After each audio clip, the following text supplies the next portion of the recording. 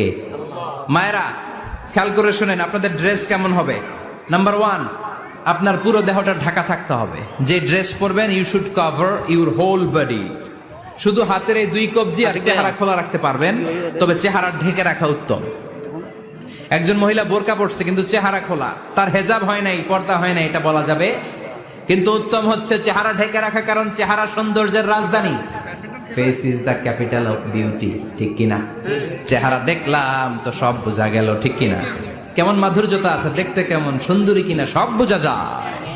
এজন্য চেহারাটাও ঢেকে রাখবেন, চোখটা খোলা রাখবেন। বিশ্বনবীর স্ত্রী উম্মে সালামা বলে, দেখার জন্য আমার দুই চোখের দরকার নাই, লাগবে এক চোখ। উনি আরেক চোখের মধ্যে আরেক কাপড় দিয়ে রাখতেন, এমনি তাকাইতেন। সাহাবারা বলতেন, উনারে দেখলে আমরা দিতাম দৌড়, ভয় লাগতো। চোখ একটা দেখা যায় আর একটা খোলা, উনারে দেখে আমরা এদিক সেদিক পালিয়ে যেতাম।